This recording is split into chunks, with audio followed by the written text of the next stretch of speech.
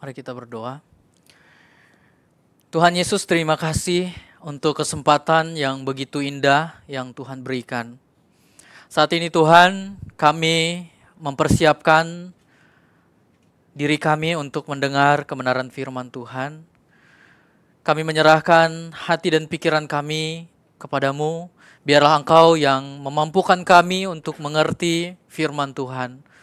Dalam segala keterbatasan, ketidakmampuan kami Tuhan, biarlah kiranya Roh Kudus bekerja. Bahkan ketika kami mendengarnya, kami sungguh diberikan pengertian, diberikan hikmat oleh Tuhan. Bahkan kami didorong, dimampukan untuk menjadi pelaku-pelaku dari firman yang kami dengarkan. Terima kasih Tuhan, saat ini kami siap untuk mendengar dan kami siap untuk merenungkan serta dilawat oleh firman-Mu. Tuhan berkati setiap kami pribadi lepas pribadi. Dan hamba yang terbatas ini yang Kau boleh percayakan, Tuhan pakailah, Tuhan berkatilah dengan kuasa-Mu, biarlah kami semua boleh sungguh-sungguh mendengar dan juga merasakan kehadiran Tuhan melalui firman yang kami dengar bersama. Terima kasih Tuhan. Kami menyerahkan waktu ini sepenuhnya ke dalam tangan-Mu. Dalam nama Tuhan Yesus kami sudah berdoa. Amin. Jemaat dipersilakan duduk kembali.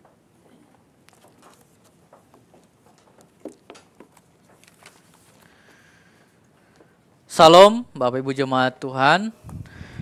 Puji Tuhan kita boleh kembali beribadah hari ini dan kita bersyukur semua tetap dalam keadaan baik. Kita akan merenungkan kebenaran firman Tuhan di dalam Yohanes pasal yang ke-19 ayat yang ke-30. Mari kita membaca bagian firman Tuhan ini secara bersama-sama. Yohanes pasal 19 ayat yang ke-30. Firman Tuhan berbunyi demikian. Sesudah Yesus meminum anggur asam itu, berkatalah ia, sudah selesai. Lalu ia menundukkan kepalanya dan menyerahkan nyawanya. Ya, satu bagian firman Tuhan ini yang akan menjadi perenungan kita hari ini. Dan kita telah mendengarkan renungan berkaitan dengan 7 perkataan Tuhan Yesus dari yang pertama sampai yang kelima, dan hari ini kita merenungkan bagian yang ke-6. Nah, Bapak Saudara yang terkasih dalam Tuhan Yesus Kristus, kita bersyukur karena Tuhan begitu baik memelihara kehidupan kita. Karena kemurahannya kita masih bisa mendengar firman Tuhan, kita masih bisa bersekutu, dan kita masih bisa merasakan sukacita yang luar biasa hari ini. Bapak Saudara yang terkasih, pernahkah kita merasa begitu tertekan? Pernahkah kita merasa begitu terbebani dengan keadaan? Atau merasa bahwa segala usaha yang kita lakukan, segala sesuatu yang terjadi dalam hidup kita, seolah-olah tidak ada akhirnya gitu? Pernah nggak kita mengalaminya ya? Kayaknya nggak habis-habis gitu. Pencobaannya nggak berakhir-berakhir. Udah sampai capek gitu ya. Lelah. Mungkin saat kita mengerjakan tugas, tanggung jawab yang bagi kita itu sulit atau berat. Atau mungkin ketika kita menghadapi masalah yang sepertinya tidak kunjung selesai. Dan kita merasa berat, kelelahan, capek, dan rasanya udah ingin berakhir aja gitu hidup. Kita mencoba dan berusaha sekuat tenaga untuk lepas. Namun kadang-kadang karena tidak pernah, rasanya tidak berakhir gitu ya, akhirnya kita merasa putus asa. Lalu kita bertanya, kapan ya ini semua berakhir gitu? Sampai kapan ya ini semua terjadi?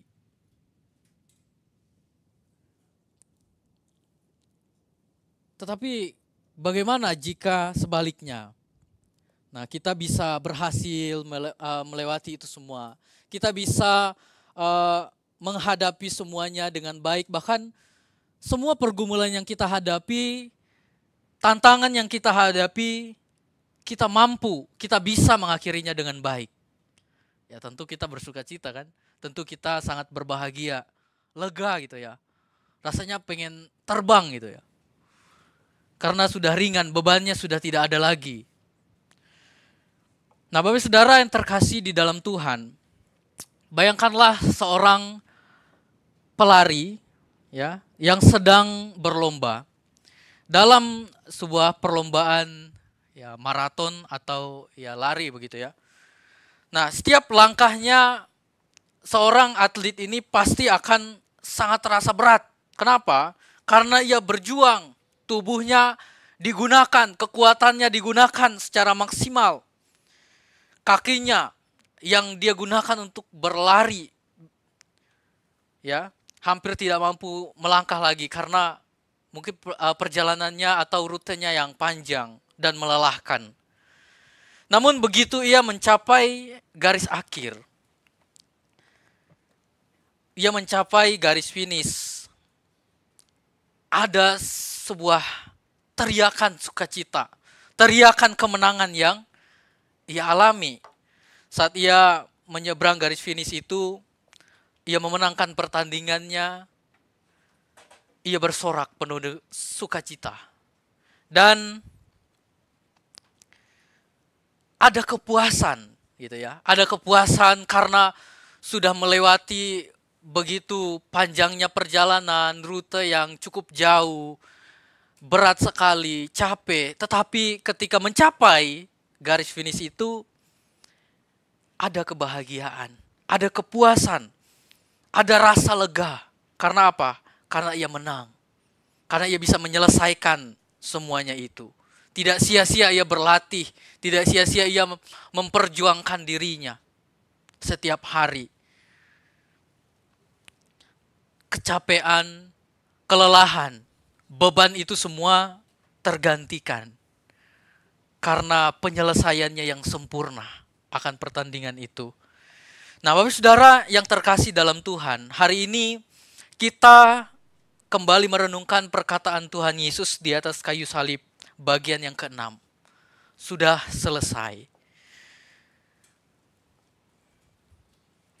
Dalam bagian ini Tuhan Yesus kembali mengumumkan bahwa di dalam karya penebusannya yang dirancangkan oleh Allah untuk keselamatan manusia itu selesai. Selesai, tercapai. Nah, dalam ungkapan ini ada sebuah momen yang sangat luar biasa dari penderitaan Tuhan Yesus. Setelah Yesus melalui pengadilan yang begitu luar biasa, tidak adil, siksaan fisik yang berat, ya kita sudah merenungkan di minggu-minggu sebelumnya. Secara khusus bagian ini, Bapak Saudara, merupakan bagian dari narasi penyaliban di mana Tuhan Yesus itu menggenapi karya keselamatan yang telah dinubuatkan sejak awalnya. Dan secara historis kita kembali pada momen di mana penyaliban Yesus terjadi bertepatan dengan Hari Raya Paskah orang Yahudi. Dan ini sangat signifikan karena Paskah adalah Paskahnya orang Yahudi itu mereka memperingati pembebasan. Mereka memperingati pembebasan dari perbudakan di Mesir dan mereka dibebaskan dari kutuk yang terjadi pada saat itu, yakni pembinasaan orang-orang yang rumahnya tidak ada diberikan darah setiap pintu. Dan orang Israel semuanya diselamatkan. Karena itu mereka merayakan hari kemenangan itu, keselamatan itu. Karena Allah menyelamatkan mereka. Yesus kini sebagai anak domba Allah yang datang ke dalam dunia. Dan ia sedang dan telah menggenapi makna Paskah yang sesungguhnya. Paskah yang sesungguhnya yaitu membebaskan bukan hanya bangsa Israel, tetapi seluruh dunia. Membebaskan mereka dari dosa. Menyelamatkan dunia dari maut. Dalam Yohanes pasal 1, Injil Yohanes ayat 29, Yohanes Pembaptis menyebut Yesus sebagai anak domba Allah yang menghapus dosa dunia. Yesus adalah anak domba Allah yang menebus dan menghapus seluruh dosa dunia. Jadi bukan hanya bangsa Israel, bukan hanya orang Yahudi lagi, tetapi seluruh dunia, termasuk kita. Dan di dalam Yohanes 19 ayat 30 seperti yang kita baca hari ini. Di sini kita akan merenungkannya. Bahwa salib Yesus itu adalah finalitas dari penggenapan rencana Allah. Salib adalah altar di mana pengorbanan itu dilakukan sekali untuk selama-lamanya. Dan kita melihat dalam bagian ini Injil Yohanes. Yohanes menulis, ya kita tahu bahwa Injil Yohanes ini menulis dengan gaya teologis yang sangat kuat. Tidak seperti Injil-Injil sinoptik lainnya seperti Matius, Markus, dan Lukas yang lebih kronologis. Injil Yohanes itu berfokus pada identitas ilahi Yesus Kristus. Ketuhanan, keilahian Yesus sebagai Allah, sebagai Tuhan. Namun di sini, di dalam penderitaannya, Tuhan Yesus seperti yang ditulis oleh Injil Yohanes. Di sini ada pernyataan Yesus yang disampaikan di atas kayu salib. Yesus berkata, sudah selesai. Ini muncul dalam Injil Yohanes, yang justru mungkin kalau secara historis, secara kronologis bisa saja muncul di Injil yang lain. Tetapi di sini muncul dalam Injil Yohanes. Ini berarti bahwa ucapan ini menegaskan bahwa Yesus Kristus, Tuhan dan Juru Selamat itu sedang melakukan, sedang menyelesaikan penebusan. Ia yang ada, Tuhan itu, sedang menyelesaikan penebusan itu. Yohanes menulis Injil ini agar para pembacanya percaya bahwa Yesus adalah Tuhan. Yesus adalah Mesias, anak Allah. Dan dengan percaya, dikatakan dalam Injil ini, dengan percaya mereka yang sungguh-sungguh mengaku Yesus adalah Tuhan, akan memperoleh hidup di dalam namanya. Itulah yang ditulis dalam pasal yang ke-20 ayat 31. Nah, oleh karena itu Bapak Saudara, Yohanes ingin menegaskan dalam bagian ini bahwa Yesus berada di salib itu bukan karena dia kalah. Tetapi justru di situ ia sedang mengerjakan penggenapan karya keselamatan yang menghasilkan anugerah hidup kekal bagi semua orang yang percaya kepadanya. Bapak Saudara yang terkasih dalam Tuhan Yesus Kristus, perkataan Yesus sudah selesai. Ini bukanlah ungkapan keputusasaan. Bukan keputusasaan menjelang kematian Tuhan Yesus. Tetapi ini adalah deklarasi kemenangan yang penuh kuasa dari seorang anak domba Allah. Dalam satu kalimat pendek ini memang mungkin saja ya kita berkata bahwa ia mengatakan itu semua akhir dari penderitaan fisiknya. Oh, sudah selesai nih. Penderitaanku sudah selesai nih. Fisikku sudah nggak sakit lagi gitu. Udah nggak dicambuk lagi, udah nggak dipukul, udah tidak ditambah lagi pakunya gitu ya. Mungkin kita akan melihat hal yang demikian, atau kesakitannya, atau kesengsaraannya itu Namun Bapak Ibu Saudara, tidak hanya demikian. Bagian ini mengandung satu makna yang luar biasa, yaitu rencana keselamatan Allah telah digenapi. Ia, Yesus, telah memenuhi segala janji Allah bagi dunia. Korban yang sempurna telah dipersembahkan. Yesus telah menyatakan kasih-Nya yang besar di atas kayu salib. Dan jalan menuju kehidupan kekal telah dibuka bagi kita semua. Penebusan atas dosa telah Yesus nyatakan. Ia telah menyatakan kasih Allah di sana secara sempurna. Yesus telah menebus dosa kita secara tuntas. Sehingga kita beroleh kemenangan atas maut. Kita tidak perlu lagi hidup dalam ketakutan. Kita tidak perlu lagi mengatakan, apakah aku cukup baik ya untuk diselamatkan? Saudara, tidak ada. Kalau kita mengukur keselamatan itu dengan perbuatan baik, dengan kebaikan kita, tidak bisa. Tetapi Yesus telah menyediakan itu di dalam anugerah-Nya. Maka itu diberikan kepada setiap kita. Dan kita semua dimenangkan, dibenarkan karena anugerah-Nya. Bapak Saudara yang terkasih, jika kita percaya, sudah menerima Yesus sebagai Tuhan, maka ingatlah bahwa keselamatan kita sudah pasti di dalam Dia. Keselamatan kita didasarkan pada karya-Nya. Dan bukan hanya perasaan atau pencapaian kita yang membuat kita selamat. Enggak. Tetapi karya Kristus.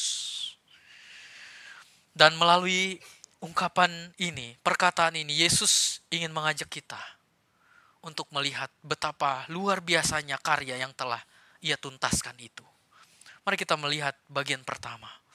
Yang pertama, rencana keselamatan Allah tergenapi. Penebusan manusia selesai sempurna. Bapak Saudara yang terkasih dalam Tuhan, Yesus memberitahukan bahwa Ia telah berhasil mengerjakan misi kedatangannya. Dan ucapan ini juga sama persis ya, kalau kita perhatikan dengan kata telah selesai yang juga dinyatakan oleh Yohanes, seperti yang kita baca di minggu yang lalu, Yohanes di ayat yang ke-28 bagian ini. Ketika Yesus berkata, karena Yesus tahu bahwa segala sesuatu telah selesai. Nah, maka minggu yang lalu kita sudah merenungkannya. Dan ini sama persis ungkapannya. Yesus tidak hanya menyelesaikan tugasnya sendirian, Bapak Saudara, tetapi Ia menyelesaikan pekerjaan dan karyanya itu bersama dengan Bapaknya, di dalam kehendak Bapaknya. Dan kalau kita perhatikan ungkapan ini, sudah selesai. Ini berasal dari bahasa Yunani tetelestai, yang dalam versi terjemahan barunya di Alkitab kita itu diterjemahkan sudah selesai. Atau dalam terjemahan King James Version diterjemahkan it is finished. Kata ini, istilah ini, Saudara, dari kata kerja teleo, yang berarti menyelesaikan, menggenapi, atau mencapai tujuan akhir secara sempurna. Nah, secara gramatikalnya, kata ini, istilah ini berada dalam bentuk perfect, pasif, indikatif. Yang artinya di sini menunjukkan bahwa suatu tindakan yang telah selesai dikerjakan secara sempurna di masa lalu. Nah, mengapa di masa lalu? Karena ini konteksnya penulisan Injil. Nah, di masa lalu saat Yesus disalibkan dan hasilnya tetap berlaku secara terus-menerus di masa kini.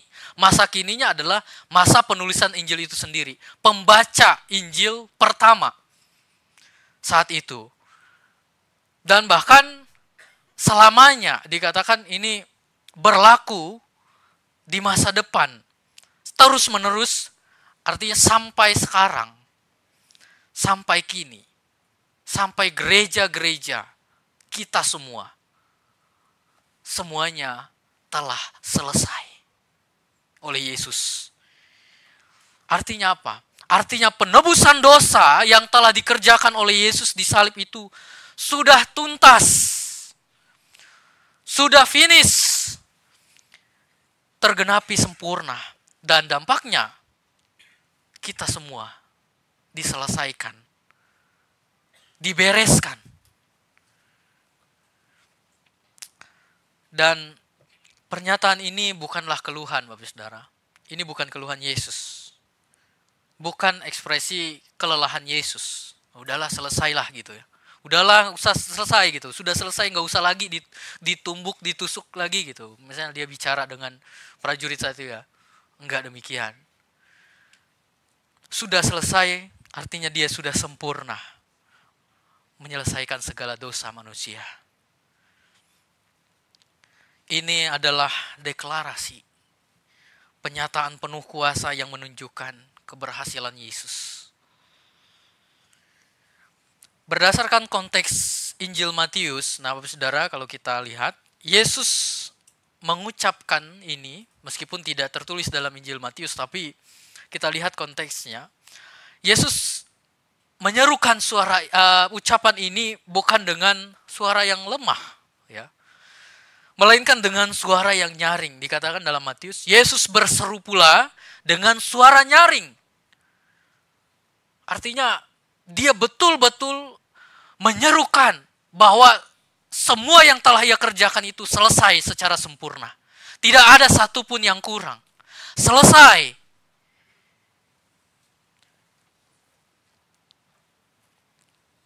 Artinya saat itu Yesus sedang menyerukan dengan tegas bahwa misi Allah akan penyelamatan, akan penebusan itu diselesaikan, dilengkapi di dalam salib.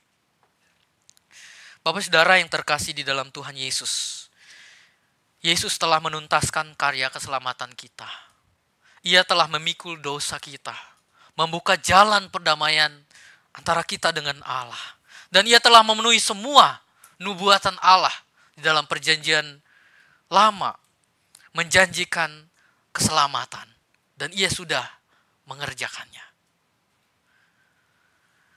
Dengan demikian, pernyataannya ini adalah seruan kemenangan bagi kita. Seperti seorang pelari yang saya katakan tadi. Ia melewati garis finish, melewati garis akhirnya dengan penuh sukacita. Atau seperti seorang prajurit yang menyelesaikan tugas berbahayanya di dalam medan pertempuran. Ia sukses, ia berhasil, maka ia sangat bersuka cita. Di mata dunia, Yesus yang tergantung di salib itu seperti seorang pecundang. Bagaimana seorang raja bisa kalah? Bagaimana kemenangan bisa terjadi sedangkan dia disalibkan? Di mata dunia, Yesus seperti pecundang di kayu salib, terhina. Tetapi di mata Allah, di surga, ini adalah momen kemenangan, bukan keterhinaan. Ini adalah momen kemenangan terbesar dalam sejarah kehidupan manusia, sejarah keselamatan kita.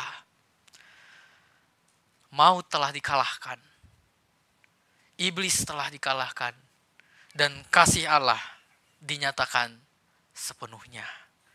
Dalam penderitaan Yesus, hidup itu diberikan kepada setiap kita. Ya, hidup itu tidak ada lagi maut yang menguasai hidup kita. Tidak ada lagi kebinasaan yang menjadi ujung akhir hidup kita. Ada keselamatan, ada surga. Bapak Saudara yang terkasih, Yesus telah mengalahkan segalanya. Ia menang Dan kemenangannya menjadi jaminan kehidupan baru bagi kita. Ini jaminan hidup baru bagi kita. Pernyataan Yesus ini mengingatkan kita bahwa penebusan dosa kita sudah lengkap. Serta tidak ada lagi yang kurang. Tidak ada lagi yang harus diselesaikan. Sebagai orang percaya, kita sudah hidup dalam kepastian bahwa kemenangan Kristus adalah dasar hidup kita. Dasar hidup kita. Dasar kehidupan yang baru itu. Kita tidak perlu lagi merasa takut. Kita tidak perlu lagi ragu akan keselamatan kita kalau kita sudah hidup dalam Kristus. Kalau kita sungguh-sungguh hidup di dalam Dia, menerima Dia sebagai Tuhan dan Juru Selamat, tidak ada lagi yang menjadi ketakutan kita. Karena ada jaminan pasti di dalam Kristus. Apa yang Yesus selesaikan di salib itu sudah sempurna. Penebusan itu sudah selesai, cukup. Maka firman Tuhan berkata di dalam 2 Korintus 12 ayat 9. Cukuplah kasih karuniaku bagimu. Sebab justru dalam kelemahanlah kuasaku menjadi sempurna. Maka ini menjadi dasar bahwa tidak ada alasan apapun bagi setiap kita untuk kecewa pada Yesus. Ya, nggak ada lagi alasan untuk kita kecewa. Ketika kita mengalami kelemahan-kelemahan hari ini, kuasa Yesus akan nyata dan nampak jelas bagi kita. Karena firman Tuhan bilang, dalam kelemahan itulah kuasa Yesus itu menjadi nyata, jelas terlihat bagi kita. Dalam pergumulan kita lah akan terlihat Yesus sedang bekerja, Allah bekerja, Allah bersama kita. Karena biasanya kalau nggak ada bergumul, nggak bisa datang sama Tuhan gitu ya. Lagi senang-senangnya, justru mengikuti tren gitu ya. Lupa berdoa, lupa Tuhan. Ya main apa itu yang sekarang lagi tren. Velocity ya, senang, sukacita gitu ya. Lupa Tuhan. Tapi kalau bergumul, aduh, habis semua waktu digunakan untuk berdoa. Lutut sampai bengkak karena melutut terus tiap jam. Saudara, kita diajarkan untuk senantiasa hidup berserah bergantung sepenuhnya kepada Tuhan. Segala sesuatu yang terjadi dalam hidup kita, pergumulan ataupun kesukaan, harusnya kita melihat di sana kuasa Yesus sempurna.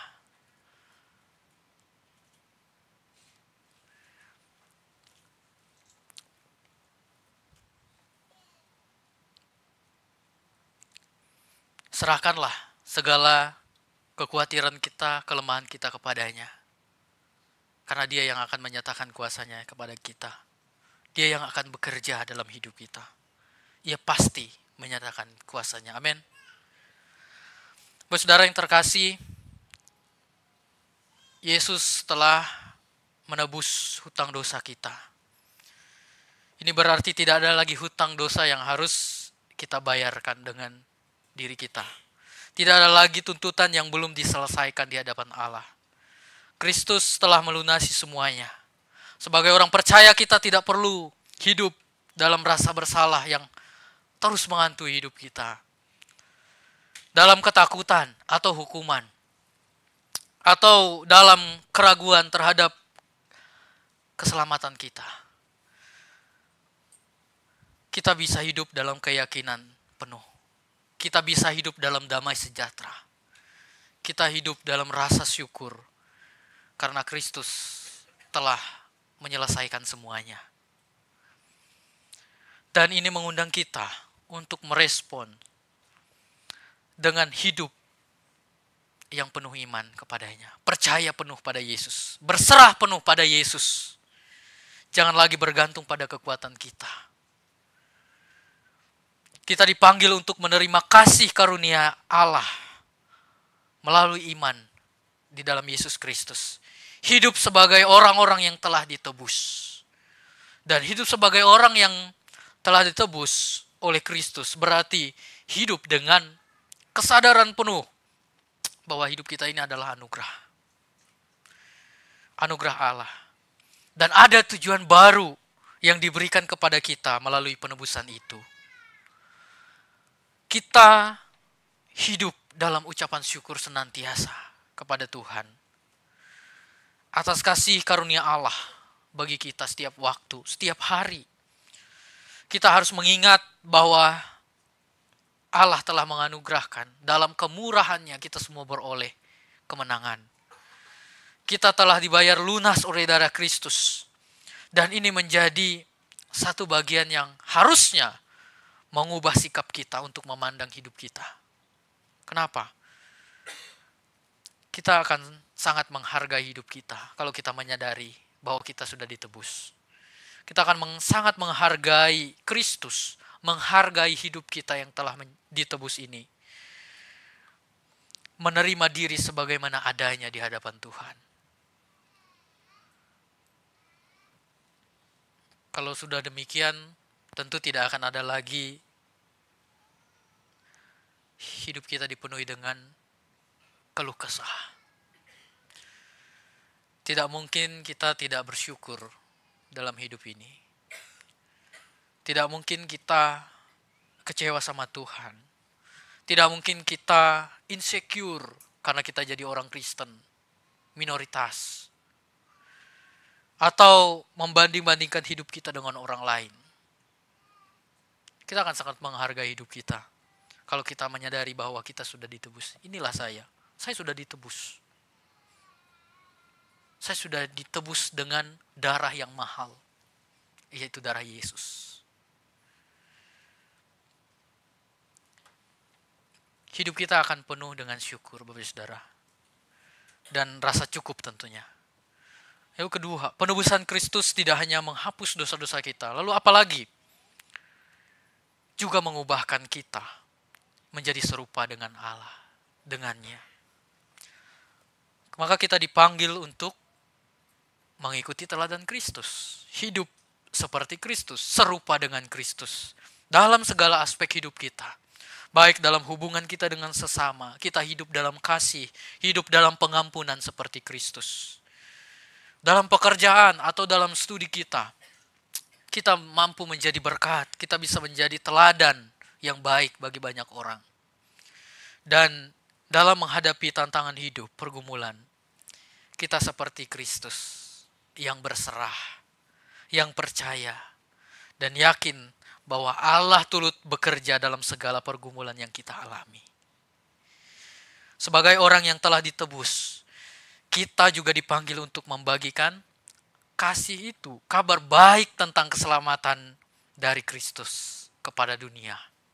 Kita menjadi saksi bagi dunia bahwa penebusan telah terjadi, dan barang siapa percaya kepada Yesus Kristus yang telah menebus itu, menerima Dia sebagai Tuhan, akan mendapat keselamatan. Bukankah ini yang menjadi panggilan kita, panggilan gereja? Menjadi saksi, kan? Ini yang menjadi panggilan kita untuk mengerjakan amanat agung Tuhan Yesus sebelum Dia naik ke surga. Dalam Matius 28 ayat 19 sampai 20. Kalau kita sungguh-sungguh menyadari bahwa keselamatan itu penting, serius, tentu kita akan melihat bahwa ladang Tuhan begitu besar, begitu luas, dan sudah menguning, siap untuk dituai. Maka mari kita menjadi pekerja Kristus, menjadi penuai di ladang Tuhan dalam hidup kita. Mari kita menggarapnya bersama-sama. Ini menjadi panggilan gereja, Bapak Saudara, panggilan kita semua. Lalu yang berikutnya, setelah ditebus, kita memiliki identitas baru dalam Kristus. Identitas baru ini membawa kita pada tujuan hidup yang selaras dengan kehendak Tuhan. Serta ini menjadi dorongan bagi kita untuk menghargai keselamatan dalam hidup kita. Kita tidak lagi hidup sembarangan. Kita tidak lagi bermain-main dengan Tuhan. Karena Tuhan tidak ingin dipermainkan kan? Firman Tuhan bilang. Tetapi kita sungguh mempersembahkan hidup kita untuk kemuliaan bagi namanya. Itulah panggilan bagi kita. Ajakan kepada setiap kita. Merespon bagaimana Yesus telah menyelesaikan karyanya. Yang kedua, kita lihat kemenangan Kristus di atas kayu salib itu bukan akhir, tetapi awal dari kehidupan. Yesus mengatakan sudah selesai. Saudara, pernyataan Yesus ini bukan hanya momen terakhir, ya, momen terakhir, udah semuanya selesai, beres. Bukan hanya di mana penderitaannya itu berakhir, tetapi ini adalah awal dari kemenangannya. Kemenangan Yesus yang juga berdampak langsung bagi yang ditebus, yaitu kita semua. Dan kita memperoleh hidup yang baru di dalam anugerahnya melalui penyelesaian penebusan itu. Nah, istilah tetelestai, ya, istilah Yunani ini di zaman kuno itu, saudara, istilah ini biasa digunakan dalam dokumen keuangan biasanya, ya. Dokumen keuangan untuk menandakan bahwa hutang itu telah lunas, dibayar sepenuhnya, telah diselesaikan. Ya, seperti apa itu? Materai begitu ya. Tanda tangan enggak? Kalau bagi kita. Nah, ini menyiratkan bahwa dosa manusia, kehidupan lama kita, hutang dosa kita itu sudah lunas dibayar. Selesai oleh Yesus, oleh darah Yesus. Karena itu kita memperoleh kehidupan yang baru. Kehidupan yang lama kita sudah dibayar dan menjadi yang baru. Diperbaharui. Jadi ini bukan hanya sekedar mengatakan sudah selesai dalam arti yang naratif, ya. Akhir cerita atau tamatlah, sudah selesai pokoknya. Seperti film gitu ya. Tamat, pokoknya selesai, gak ada lagi semuanya. Melainkan ini seperti saya katakan seperti stempel resmi dari Allah. Mengapa saya katakan demikian? Karena tugas Yesus telah dituntaskan sempurna. Dari penebusan, dari salib itulah, memandang salib itulah, kita melihat bahwa di sana kasih Allah, di sana penebusan kita, di sana sumber keselamatan kita. Melalui salib itu, melalui penggenapan di dalam Yesus Kristus. Dan ada juga yang berpendapat tentang istilah ini, bahwa dalam budaya pada waktu itu, khususnya dalam dunia seni, Bapak Saudara, hanya seorang seniman yang benar-benar telah menyelesaikan karya seninya yang sempurna, yang boleh berkata tetelestai itu sudah selesai gitu. Karena melalui kata ini, istilah ini, ia mengatakan bahwa inilah hasil akhir dari karyanya yang sempurna. Ini sudah selesai karyanya. Sudah terjadi. Tetapi ia tidak mengakhiri karyanya itu. Bukan berarti saat dia selesai, oke, saya sudah berkarya, enggak lagi itu. Udah selesai. Pokoknya selesai, beres. Tetapi dari penyelesaian itu, ia menunjukkan hasilnya. Inilah hasilnya. Dan itu mewujudkan awal dari terlihatnya keindahan dari seni yang dia buat, yang dia bikin itu. Keindahan yang luar biasa. Jika seorang seniman itu bisa menggunakan istilah ini gitu ya, maka lebih lagi dalam pernyataan Tuhan Yesus. Yesus bukan menyelesaikan seni gitu ya, seperti seorang seniman, tetapi ia menyelesaikan karya ilahi, karya surgawi, untuk memulai kehidupan yang baru bagi dunia, bagi kita. Maka ketika seseorang menerima Yesus, baru pertama kali menerima Yesus sebagai Tuhan dan Juru Selamatnya, dia mengaku dengan mulutnya, dalam hatinya, ia percaya. Maka dia dikatakan seorang yang lahir baru, lahir kembali. Saudara, ini adalah awal kehidupan kita, di mana Yesus Kristus memberikan hidup itu. Seorang teolog bernama William Barclay mengatakan bahwa dia, Yesus, tidak hanya mengatakan sudah selesai dengan rasa kesal karena kalah di salib, tetapi dia mengatakan bahwa dia sebagai seorang yang menyerukan kemenangannya pada saat itu. Ia menyerukan kemenangan. Dia menang di atas kayu salib.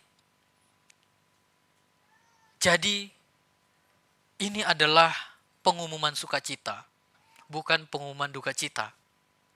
Ya. Pengumuman sukacita besar karena misi Allah telah tergenapi sempurna. Penderitaan Yesus di kayu salib membuka jalan bagi kehidupan baru untuk setiap kita, orang percaya, untuk setiap kita gerejanya. Karyanya membawa kehidupan kekal, kehidupan baru. Maka setiap waktu ketika kita sungguh hidup di dalam Yesus, kita akan senantiasa diperbaharui terus-menerus.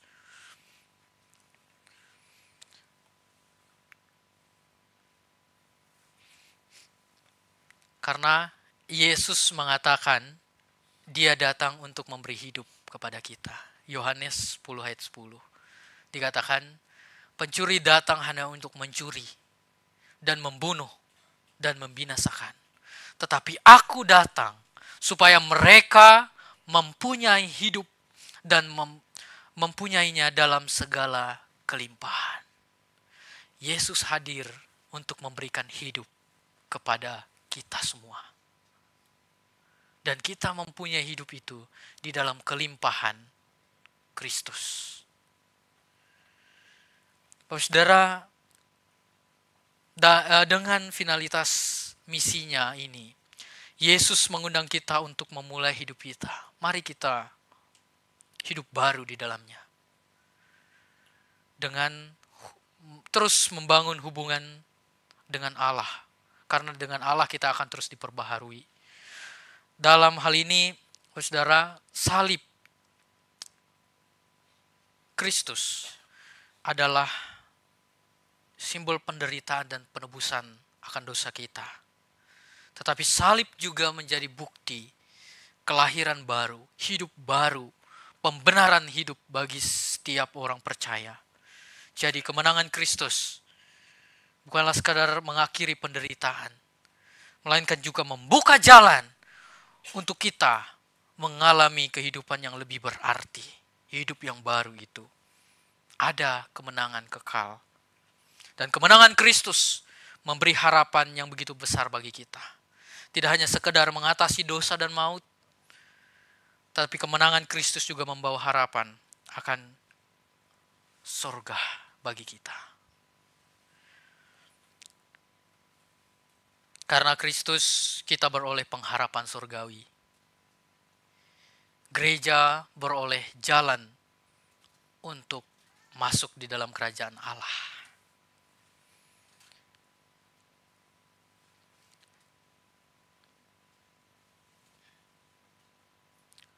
Dalam pengharapan kita, saudara, segala penderitaan, kesulitan,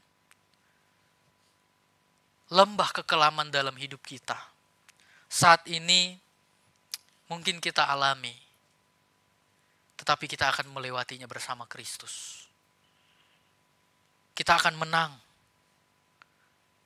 Yesus akan bekerja atas pergumulan-pergumulan yang kita alami.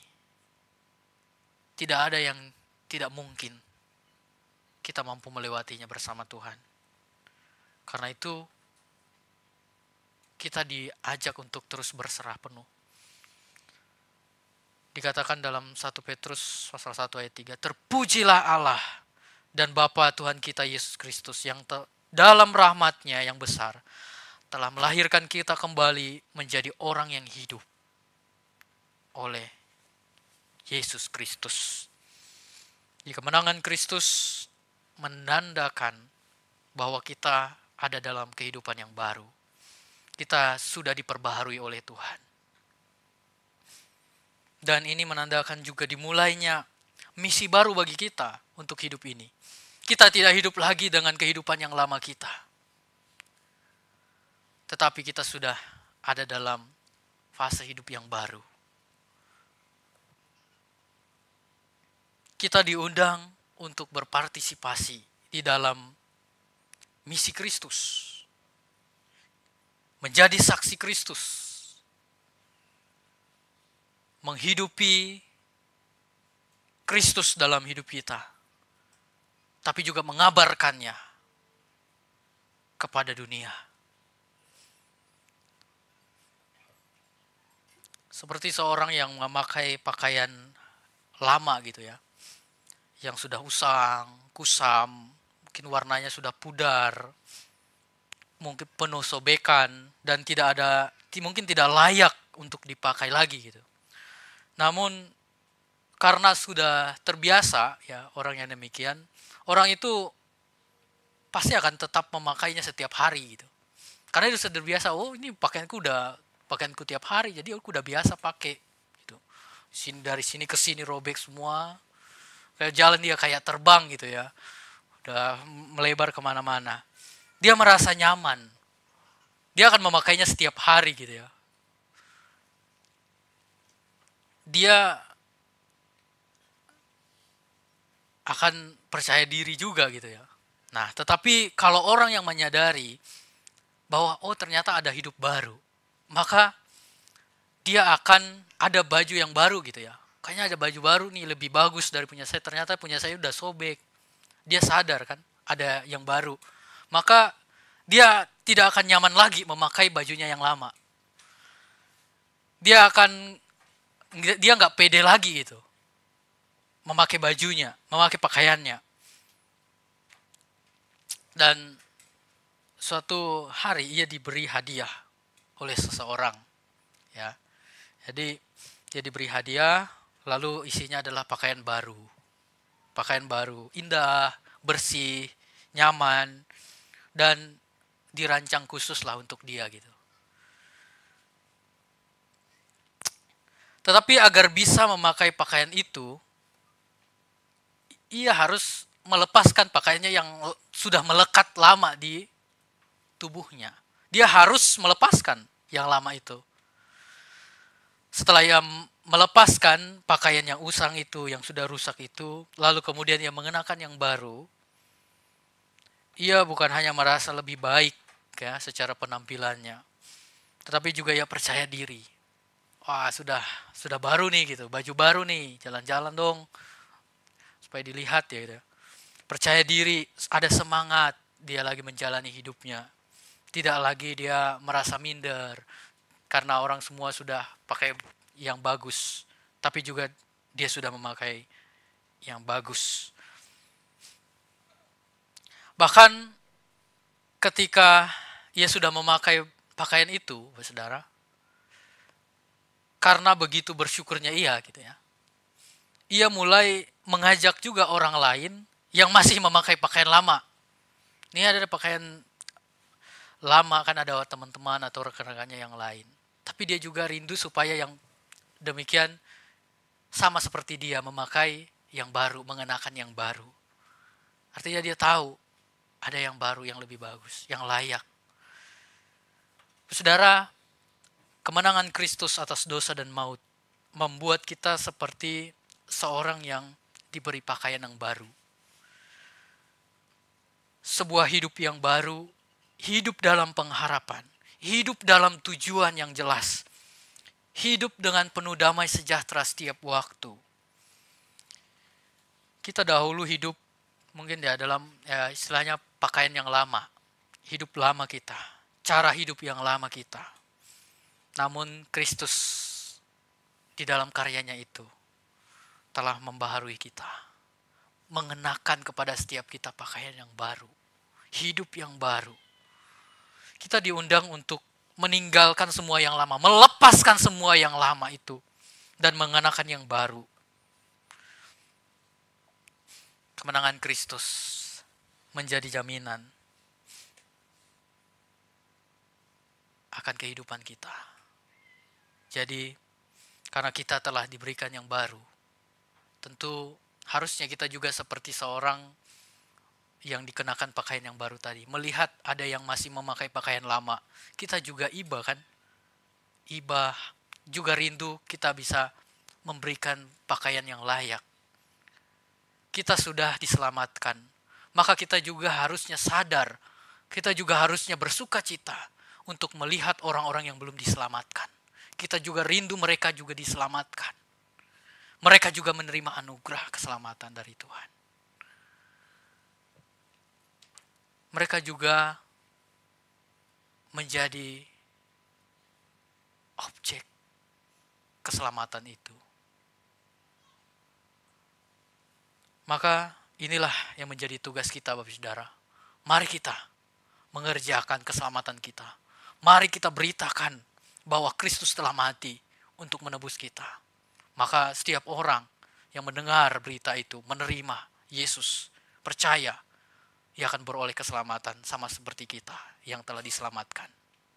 Jangan hanya kita memonopoli keselamatan ya. Yang penting ya urusan dialah, saya nggak mau tahu gitu. Dialah, saya gitu. Ini hidup saya.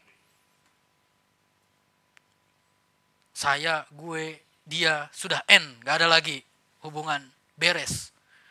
Saudara, kita dipanggil untuk mengerjakan keselamatan kita. Janganlah kembali pada pakaian yang lama. Hiduplah terus dibaharui dalam Kristus. Mari terus hidup dalam identitas baru kita.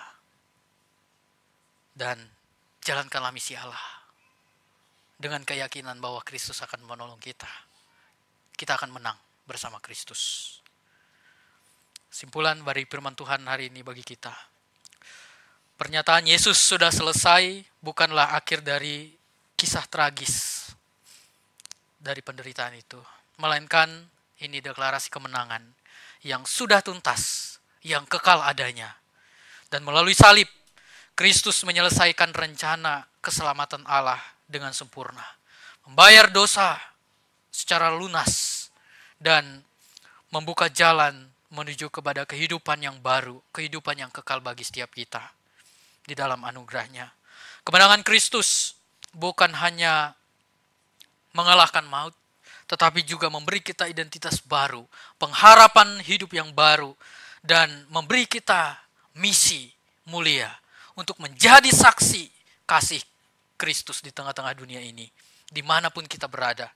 Maka sebagai orang percaya, kita dipanggil untuk hidup di dalamnya. Hidup di dalam penebusan itu, hidup di dalam keselamatan kita. Mari kita persembahkan hidup kita menjadi persembahan yang hidup, yang kudus, dan yang berkenan kepada Allah. Amin. Tuhan Yesus memberkati kita. Mari kita berdoa.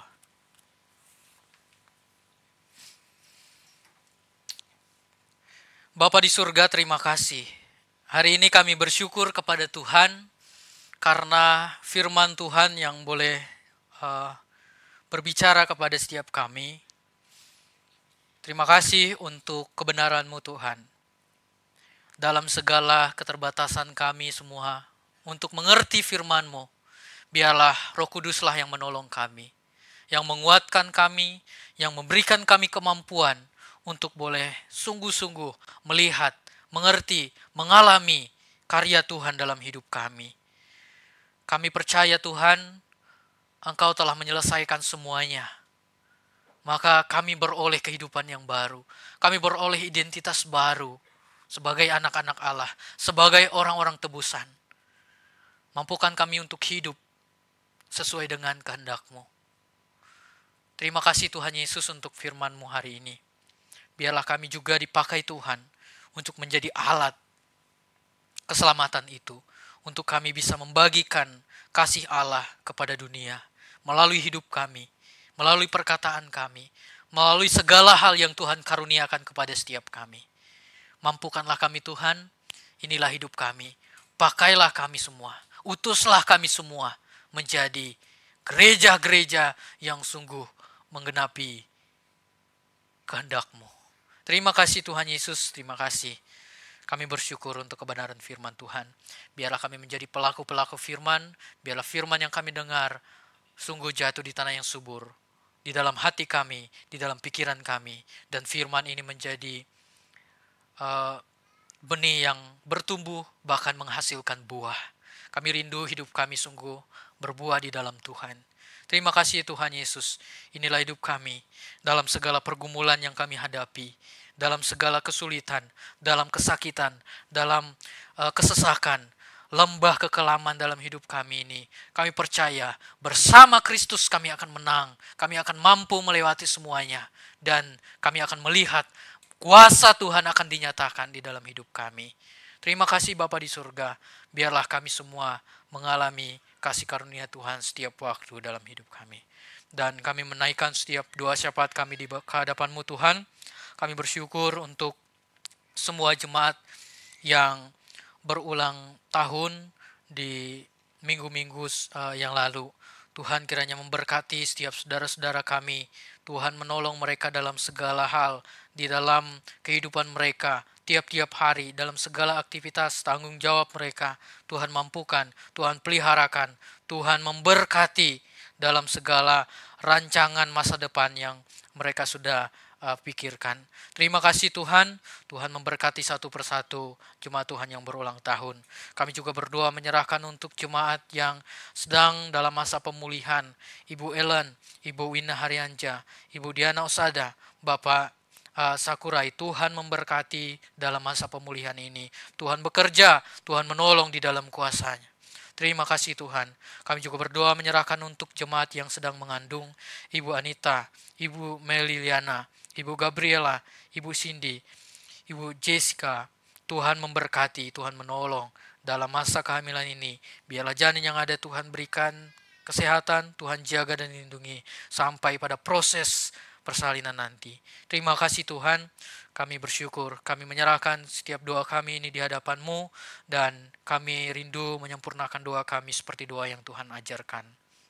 Bapa kami yang ada di surga, dikuduskanlah nama-Mu, datanglah kerajaan-Mu, jadilah kehendak-Mu di bumi seperti di surga. Berikanlah kami pada hari ini makanan kami yang secukupnya, dan ampunilah kami akan kesalahan kami, seperti kami juga mengampuni orang bersalah kepada kami. Dan janganlah membawa kami ke dalam pencobaan, tapi lepaskanlah kami daripada yang jahat, karena Engkau-lah yang punya kerajaan, dan kuasa, dan kemuliaan sampai selama-lamanya. Amin.